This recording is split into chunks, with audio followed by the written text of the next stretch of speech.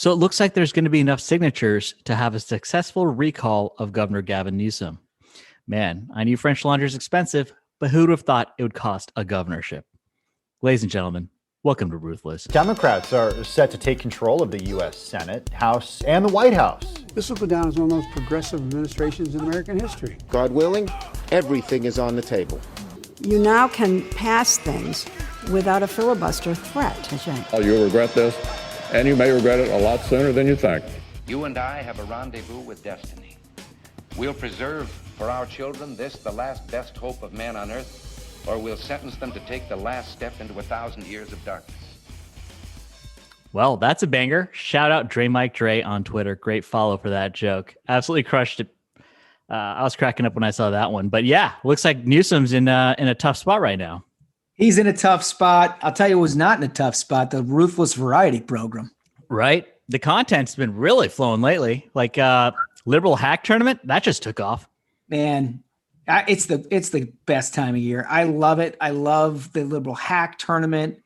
I mean, we've got great interviews, the variety program, huh? We even got some singing and some dancing and some entertainment. It's always nice to be able to record an episode like the Sunday show where we can really put the variety in variety program. Yeah, that was outstanding production work on that, Duncan. It was. Shout out. And like the little things are really what I appreciate most, like the sort of music underneath the selections. Yeah, it was serious. I mean, this is high level production values on this variety program. I mean, should we talk for a minute? Because we got just a ton. First of all, thanks to everybody who joined us on Clubhouse late Friday night. Yeah, that was a tremendous success. Much appreciated. We were trying something a little new to see if we could do something live on Clubhouse, and it worked. It was fun. I hope everybody enjoyed it that got on. We'll try to do more of that in the future. But then we let the whole shebang out of the bag on Sunday, and it was awesome. The response has been tremendous. Of course, from the minions, the enthusiastic response, and also from the journalists. And it's funny because it's a mixed bag when it comes to the journalists. You've got some who are angry, right, at whether they were included or being realizing that their entire industry has become full of so many hacks. But the funny thing, folks, is some journalists secretly reached out being like, hey, where can I send my bracket sheet? But, it's not like I can tweet it out there. Folks at work are going to notice this. And I think, Duncan, you solved that problem for them, right? Yeah. If you would like to submit a filled out bracket discreetly, you can email it to hello@ruthlesspodcast.com. And yeah, we've already had some come into the email account. And look, you would hope that everyone could take this in stride and just laugh it off. We like to have fun here on the program, but there's some journalists who don't have a sense of humor about these things. And I understand if you're a journalist and you're worried that if you fill one of these brackets out and you post on Twitter, you're going to end up in the New York Times Slack with a woke mob attacking you and getting you canceled, just go ahead and email it to us. Yeah, absolutely. And I don't have a lot of sensitivity right now. I'll be honest. Maybe it's just because it's, early in the week or whatever, but look, the people who are on this, by and large, not everybody, but the real top seeders here, the contenders, are people who spent the last year lying. Mm-hmm. They spent the last year creating news that didn't exist, putting words into other people's mouths, questioning motives, every possible thing that you could do to undermine what actual journalism is about. Are what these people did on a day in and day out basis. So if they're feeling a little rough about this, go fuck yourself. That's fine. That's fine. Yeah, the greatest source of disinformation in the 2020 election campaign was a media that circled the wagons and did things like no one is allowed to report on Hunter Biden during the closing weeks of the election, where they got the New York Post banned from Twitter, where the New York Post account was locked for breaking news that we now know was all factual and correct, and that Hunter's under investigation by the feds. Yeah. So we're going to call you liberal hacks if you took part in that kind of stuff happening because you're a liberal hack. And I fully anticipate that we're going to have record turnout in this one. And that's what it comes down to, folks. It's going to be turnout. Duncan, what's the official schedule for the first, the playing game voting and And when are yeah, ballots and such due by? Just to give everyone a sense of the run of program here, we're going to have a deadline for turning in brackets Wednesday at noon Eastern. You can submit your bracket either by tweeting it using the hashtag HackMadness, or you can email it to that email account, hello@ruthlesspodcast.com. Voting for the first 2 play-in games will begin on Wednesday at 1 p.m. Eastern. And then voting for the first round begins Thursday at 1 p.m. Eastern. And the voting is going to be fast and furious. Those are open for like 24 hours, right? Yep. I'm going to tweet out the matchups. They're set to vote on Twitter. It's going to be a Twitter poll. You have 24 hours. And it's like I said, it's going to be fast and furious. And look, there's going to be a lot of really fantastic matchups here in the first round. I think all of us should basically give our matchup to watch. Yeah, that's a good idea. Yeah, that's a good idea. I mean, the thing is I don't want to taint the voting by saying who my picks are. I'll name a couple contenders. Who you got, Holmes? Well, yeah, it's funny. I'm struggling with this too because I have a couple that I really have my eye on, and but I don't want to swing anything. Well, look, I can go first with what I think is the clear and obvious powerhouse matchup. Okay, let's go. Round one. Aaron Rupar against Molly Jongfast. No question. Yeah, that is a tough matchup. It is a tough matchup. I anticipate the voting to be close on that one. I will be watching it very closely. So mine is going to be Oliver Darcy against Tim Miller. I think that is going to be an absolute slugfest. Tim, ordinarily, I think you would say that Oliver Darcy, tucked in behind the potato, as we say, would have a clear pathway. But Tim, I mean, if you follow this guy on Twitter, he's the worst. Well, Tim is a Huntsman guy.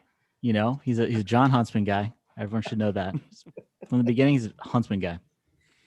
It's an interesting test here of the community, really, because you got Oliver Darcy, who's probably more well known in the sort of cable news, world. You have Tim Miller, who's, a never Trumper, who's more known, in the very online world. So it's an interesting, peek into who gets. It's like Smug says, it all comes down to turnout. It is. And so if I had to look at one matchup that I would watch, it's coming from the establishment bracket out of Georgetown. That would be number 8 Jonah Goldberg versus number 9 Jonathan Carl. Here we go. Watch that matchup. Never folks. lets up on Jonah. That's a matchup to watch, folks. Unbelievable. Oh boy. Let me just I think in the same bracket, this is a good test to see who's just sort of reacts to the news and controversy of people, or if there are people who are voting based on like an in-depth reading. Because if you follow journalism closely and political journalism closely, Tim Alberta would make some serious moves in that establishment bracket. I just don't know if enough people associate what he does every day with like fear of, his first round matchup, Chuck Todd. Yeah.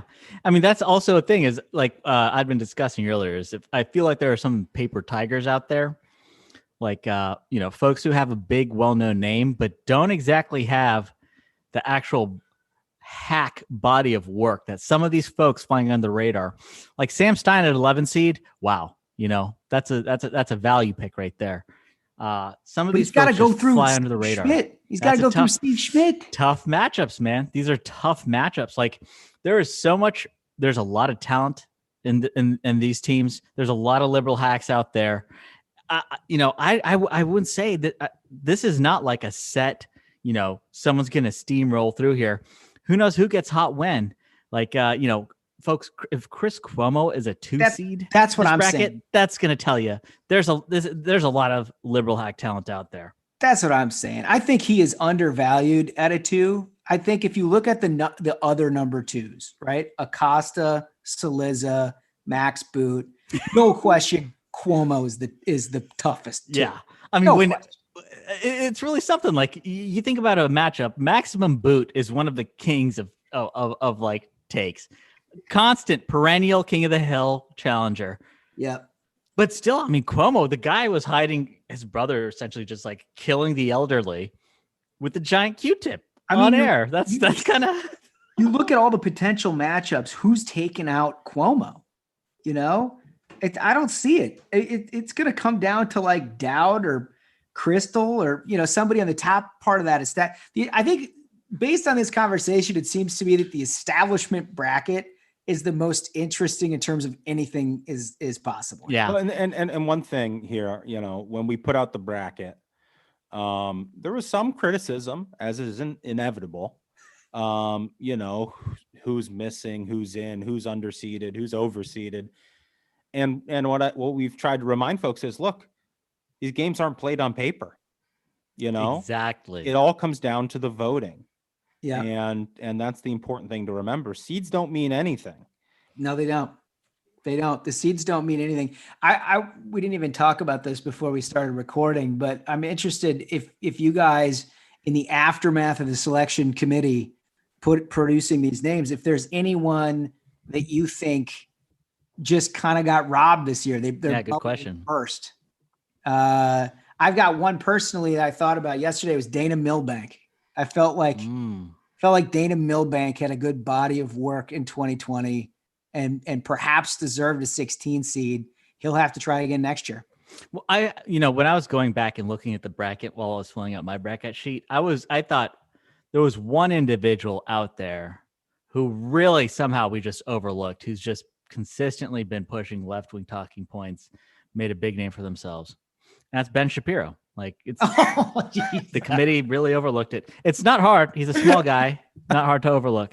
Oh man, that's brutal. And one point of clarification here. This wouldn't, of course, apply to Ben, but there were some people who are also like, "Where's Neera Tanden? You guys talk about Neera Tanden on the bylaws." Like, you gotta understand. You have to qualify for this. You have to be media adjacent or an actual journalist paid by a media organization. So she wouldn't really qualify. Right. It's not just pure activists. I mean, we're talking about activists who happen to be paid by journalism companies. But I understand the confusion because the line is clearly very blurry. There is no real difference. There is no real difference. Well, look, this is a lot of excitement. You have it all. We're going to be into this for a month. So we're very excited. We're very happy that everybody's along for the ride. But we also have some premium content we need to get into here today. Really important stuff, too. Very important stuff. And I want everyone to pay extra special attention. Sometimes when I listen to my podcast, I'm like chilling and hanging out. It's like background noise. This is the standard attention and listen to this segment because I think, I don't think the media, I don't even think Fox, I don't think any conservative outlet has been giving the amount of attention to this that it deserves. Nobody has. You're going to hear it on Ruthless. As we promise you, we will always find the really important stories first. And I guarantee you that people will start covering it now after we have brought this up. But what is happening in the House of Representatives right now, as it pertains to a congressional seat, Iowa's 2nd district, is nothing short of cataclysmic in terms of its raw political hypocrisy.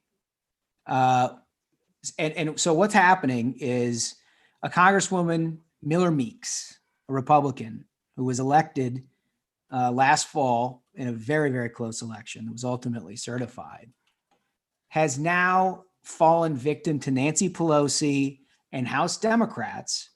And remember, this is the same crew that said that you can't question election results, right? That there is no such thing as voter fraud, that certifications are the only thing that matter, that we just have to accept results and move on. They are using the House of Representatives now to unilaterally attempt to undo the election results in Iowa because it was a close race and reinstall a Democrat in the place of a certified Republican. I am not making this up. This is folks, pay attention to this. It's unbelievable. This is essentially just like grand theft in broad daylight that's going on right now. It's incredible that this is, I can't believe that we're like, chances are 90% of you are sitting here listening to this, hearing it for the first time. Correct. That this is just happening. Everyone in the world should be paying attention to what's happening because they're straight up trying to steal this. So what they're trying to overturn a certified election. That is an absolute fact. That's not beyond debate. That's not being argued. They are trying to overturn a certified election. The Republican won the vote. Then she won the recount. Then she was certified the winner. And now the Democrats who say that they won't even work with a Republican who questioned the certification of the presidential election are now fully supporting Nancy Pelosi trying to overturn a certified election. And you're not hearing about it on the news because they know if people heard about this, they'd be pissed off. The Democrats would look like hypocrites. There's National Guard around the Capitol right now, to protect democracy that they tell us. But inside the Capitol right now, Nancy Pelosi is trying to steal an election. So credit where credit's due. Our 15 seed in the liberal activist bracket, George Stephanopoulos, asked Nancy Pelosi about this on This Week. Here's what she had to say. I want to ask you about the controversy bring around Iowa's 2nd Congressional District. The GOP Congresswoman Marjorie Miller Weeks won a razor-close election, 6 votes. The votes were counted, recounted, certified by the state. But the House Administration Committee began a process this week that could lead to unseating the Congresswoman. That has Republicans accusing you of hypocrisy, including Jim Jordan. He put out this tweet. Speaker Pelosi says she's open to unseating Republican Congresswoman Miller Weeks. Translation, you're only allowed to object to an election if you're a Democrat. Why investigate an election that was certified by the state? Well, it was 6 votes. It was 6 votes. And our candidate, Rita Hart, the Democratic candidate, asked for this process to begin. What the committee did, the House Administration Committee, was very narrow to take the process to the next step and see where it goes from there. As an election of 6 votes out of 400,000 votes cast. This is not unique. This has happened maybe even when you were in the Capitol before, when races had been close, one side or the other saying, let's take it to the House. Because even Justice Scalia agreed that the House has the authority to seat members, and therefore we can count the votes. I can't believe this lady is still Speaker of the House. It's the damn dumbest thing I've ever heard. Oh, even Justice Scalia agreed that the House. Yeah, no, it's in the Constitution. You don't need to fucking agree with that part. That's not the point. That's not the point. The point is that you are taking a vote that has been certified by the state of Iowa, that there is a winner, and the state of Iowa has sent a congressperson to represent them under a certified election. They are saying that because the House has the power to seat or not seat, they're going to choose to not seat for no other reason other than the fact that the Democratic candidate lost, right? This is the same crew. I mean, did I get hit on the fucking head? This is the same crew that 3 months ago you couldn't even examine a state law. Our argument was always that this should be settled in the courts, that you settle debates on the outcomes of elections in court. That's where it's supposed to be adjudicated. But the Democrat here, Rita Hart, under the advice and representation of Mark Elias, Democratic super lawyer in all of these situations, bypassed that appeal process through the courts and goes to Nancy Pelosi and says, will you overturn my election? Unbelievable. Incredible. This is, I think what makes me so mad is that I was in the position, and many of us were in the position of looking at contesting an electoral college vote as although, our partisan preference clearly was President Trump, and we had a lot of questions about the election, we inherently knew that it was it was a bad idea, right? At least from my perspective, I thought it was. And everyone in the media said, It's a horrible, how in the world, it's it might be the end of the country. It might be the end of democracy as we know it if you challenge election results that have been certified by states. That was what we were told by literally everyone. And I really think that's why the media isn't talking about this, because they would be ashamed at the blatant hypocrisy. This is, I mean, hey, they said democracy dies in darkness, and they're trying to make sure no one hears about this situation. It's what is happening quite literally. By the way, the Congresswoman is doing her job. She's like, I think she was down at the border doing her job. Right. And their focus is to try to take her seat away, disenfranchise the people of Iowa's 2nd district in the name of another Democratic seat. Don't you think for a second that they give a shit about the sanctity of the vote, about people voting, about any sort of franchisement of the American people? They don't care. They don't care. They don't care. No. What they want is they want the power to invalidate elections held at the state level. They want to federalize our election system, which is why they now want to pass H.R. 1. It's literally a perfect segue, because what they are doing in every one of these scenarios flips around like a pinball, depending upon what side of it they're on, right? They have more votes in a presidential election. So it's all about the sanctity of the states that are certifying these elections, and the federal government can't touch that, right? Until you get a member of Congress who has won and their state certified it. Well, now Washington has an obligation to do this. And so we'll what H.R. 1 is, which, by the way, before I get into that, how about the fact that their number one priority, H.R. 1, the first bill introduced by a unified Democratic government, is all about trying to conceal and congeal power for themselves. It has everything to do with changing the election law to make it impossible for Republicans to compete. It has nothing to do with healthcare, education, COVID relief, anything else. Election law.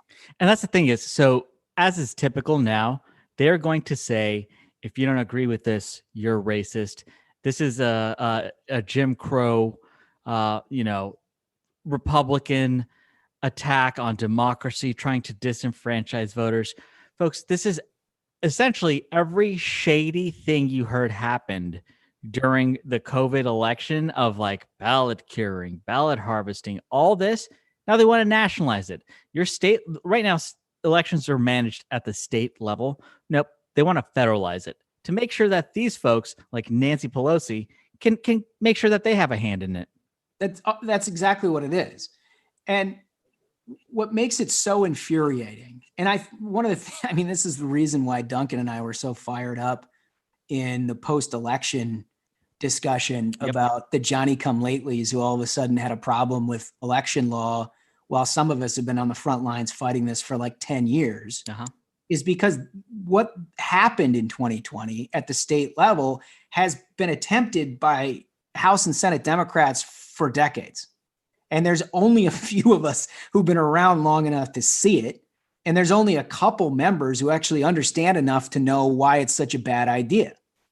And to be honest with you, like nobody in the previous administration truly fundamentally understood why it was so harmful until it became existential, until it became impossible for you to win in states like Pennsylvania that just sort of unilaterally change ballot requirements for when you can submit absentees and all those kinds of things. But what H.R. 1 is a codification of every single one of those things, whether it being throwing out of voter ID, ballot harvesting, the same day registration. Yeah. It takes away like just an enormous amount of safeguards that states have put into place. Like all that weird stuff, folks, specifically Josh just outlined, like no voter ID, no ID required. They want that coast to coast. Yeah. It permanently expands mail-in voting, legalizes ballot harvesting. You disregard all voter ID laws, but then it does other like unbelievably unconstitutional things, which assuredly will be thrown out after they try to steal another election by the Supreme Court. But like, this is my favorite one. They use taxpayer dollars taxpayer dollars to fund candidates at the federal level with a 6-to-1 match for contributions that come in under $200. So I can offer a little bit of expertise in this scenario. So New York City, the campaign finance board there, they have a similar program of where the city, the taxpayers in the city, if a candidate hits certain benchmarks, a certain number, like for a city council race, let's say, for example, if you can raise X amount of dollars, it's something small, like if you can raise $1,000, and you can raise it from 50 individuals within your city council district, then for every dollar you raise going forward, the city of New York will put $6 into your campaign account. And I don't need to tell you folks, there are always wackos who will run, get just 50 of their friends to donate. Then they'll get the city of New York to give them $6 for every dollar that they raise among their friends. And they're like, I mean, gosh, the stories you hear about the stuff that some of these wacko city council can't do, they'll just throw like endless parties on the taxpayer dime because it's like, hey, we only have to pay for a sixth of it. Well, Holmes, you did the math. Yeah. You did the math in the Kentucky Senate race because there is some sort of like state level formula that goes into this. Yeah. So without going into the complications of the formula and how they draw this up, they do have a cap at some point. But that cap, just to give you an example, would have cost taxpayer, I just can't believe it. Taxpayers would have had to pay Mitch McConnell and Amy McGrath $15 million apiece last year. It's absurd. For the pleasure of watching a 20-point blowout in which $200 million was already spent. It's insane. It's nuts.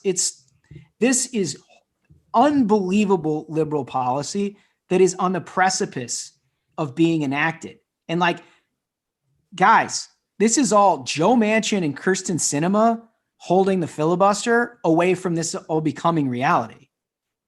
This isn't some far-flung deal. They say that what their priority is, number one, HR 1. It's to steal elections. That's what we intend to do. We want to get rid of the filibuster. Why? What's the important part of getting rid of the filibuster? Because we want to make Washington, D.C. a state and give us 2 more Senate seats. Bingo. This has nothing to do with improving the lives of the American people. It has everything to do with insulating this progressive liberal view of the world, making sure you win elections, and so then you can never have another say again if you're a conservative. That's it. That's their priority. Look, we had an election in a pandemic, and I understand it was just sort of a different year. But we had like 2/3 of America for the first time navigate the early vote, absentee vote by mail world for the first time. And that was an education process that the states went through, the Secretary of States went through to explain to people how to vote like that. 7% around there, Americans, don't have a photo ID to take to the polls. You're telling me we can convince 2/3 of America to vote by mail or early, but we can't figure out a way to tell those 7% of Americans, hey, you're going to need a photo ID to vote. It's just, it's absurd. The lie. It's just fucking absurd. But they want to get rid of that, and they're going to legalize ballot harvesting and all of this stuff, which I don't understand how this. By the way, they also want to make the FEC a partisan Democratic majority, right? So just in case you're a Republican and you win, then they can investigate it. I can't think of an easier way to further erode Americans' trust in their election process than to pass this bill. I can't either, but here's the thing the takeaway for everybody who's listening. If you know of anyone who doesn't have a strong negative opinion about this, that's your fault. That's your fault. You need to talk about this. We're going to talk about it on the program every day. Yeah, this is, and I'm not even kidding, this is such a dangerous attack on not just democracy. This is an attack on free speech. This is an attack on being able to have a conservative viewpoint in this country. Many experts had discussed of how, during the COVID election, you had so many governors pass just like, on their own. It didn't have to go through a legislature. These new election laws of like, okay, you can turn in the ballots up to like the day after the election. They're still going to get counted or whatever. Now they are trying to make that forever. These kind of laws forever, because they see, hey, there's a way we can tilt this in our favor. Let's lock it down now. That's our first priority. It's quite literally HR1. And it has nothing to do with race. It has nothing to do with franchising, as we outlined in the segment before this. It has nothing to do with getting more votes or less votes or having more access or having less access. It has everything to do with making sure Democrats win. That's it. I mean, that's their game plan, is like anytime they want something, they just say, you are racist if you do not agree with us. And the media's like, okay, we'll run with that. Yeah. Well, we're going to fight back on this. We have one more little fun ditty to get into. Duncan, you were doing a little sleuthing around our California situation. Oh, yeah. Turns out Newsom's in trouble. There was a poll. Smug, I think you retweeted it today. What were the numbers there? Ooh, let me pull those numbers up right now. It does. Let me tell you, folks, it doesn't look good at all right now for for Newsom, for Gavin Newsom. If you don't follow him on Twitter, I highly recommend following Rob Pyers. That's at @rpyers. He always pulls in great news, great campaign finance info, great polls. But here's what the poll he posted is, regardless of the recall effort, would you vote to reelect Governor Newsom in 2022, or do you think it's time for someone new? Reelect Governor Newsom was at 41.7%. Time for someone new, 58.3%. Yikes. Not looking good. Yikes. But he certainly knows how to spend your taxpayer dollars, doesn't he? I mean, hey, French Laundry is a nice place. I might try to check that out next time I'm on the West Coast. But when you're telling everyone you're not allowed out, that, it's a pandemic, you have to stay indoors. He's shut down so many businesses. He's ruined so many lives. He's had so many people have lost their livelihoods, their businesses in California. And meanwhile, he's partying at French Laundry. I think that's why, polling's got him underwater by like 20 points. California is just the worst, guys. If it wasn't just Newsom, it'd be one thing. But there's this great story that Fox put up about these local school districts in California who are considering using COVID money that they just got in the $1.9 trillion bill that the Democrats passed in Washington. They want to use it for teacher bonuses. Unbelievable. Teacher bonuses. They're trying to use the COVID money for teacher bonuses? Yeah. We told you, listeners of the Ruthless Variety Program knew this. They were going to do this. They're like, oh, it's not safe. Even after like here in that county in Virginia, they vaccinated teachers and like, no. They put teachers at the front of the line. There are teachers who were getting their COVID vaccine shots before seniors, who have a far higher, rate of serious injury or serious effects of COVID. But teachers were put at the front of the line and they still didn't want to show up. This is the unions. They're cashing in their checks. I mean, and the pretense for this money recall was that not only are schools not safe because of COVID, schools have never been safe. We need new filters, new air filters. There might be mold. Who knows? All of that has to be done. And that's why we need this money. And then a week later, they're like, you know what? I think we deserve bonuses. Amazing. Look, you don't need to be a Rain Man mathematician to figure this out, to be honest with you. When you send $67 billion to the education system on top of what they always get every year anyway, and then you don't have school. By the way, there are 3.5 million teachers, 3.5 million. So you get $67 billion and then you don't have school. And then you add another $127 billion. I guarantee you school districts are looking around like, Jesus, how the hell do we spend this thing? And they quite literally haven't been able to spend it fast enough. They weren't able to spend, they spent how much of the first 60 billion? Like not even like 6 billion, I think. Unbelievable. They can't even spend the money they've already been given. They start handing out teacher bonuses and they're like, we need more money. And we're not going to do in-person teaching. It's just, this is the way that Democrats govern. Right. And you saw today, their next thing that they're going to look at is tax increases for everybody. Right. This is how this is the view of the world. Guys, it is time to get very serious about what's happening here, because this is out of control. Well, on that happy note. And I want to also clarify something Duncan said.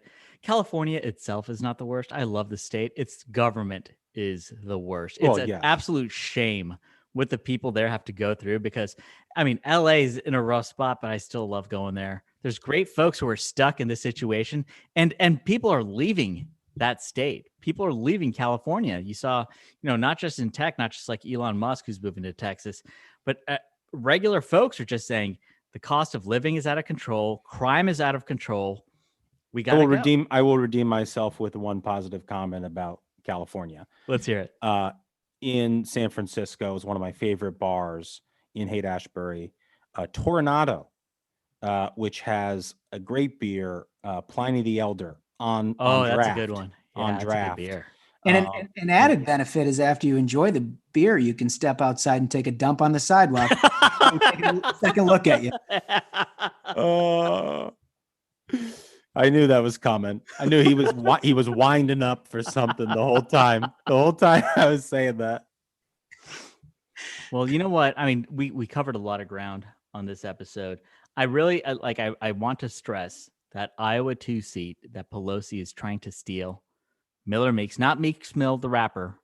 Not Meek Mill's the rapper. This is Miller Meeks, a Republican who won the election, won the recount, won the certification of the election. Right now, Pelosi is trying to steal that seat. I think we're going to try and get her on ASAP. Yeah, for sure. We need to engage, and we need everybody to engage on this and on HR1. It's time to get serious about stuff. Absolutely. So, another great episode in the can, gentlemen. Well done, everybody. Until next time, minions, keep the faith, hold the line, and own the libs. We'll see you on Thursday. Stay ruthless.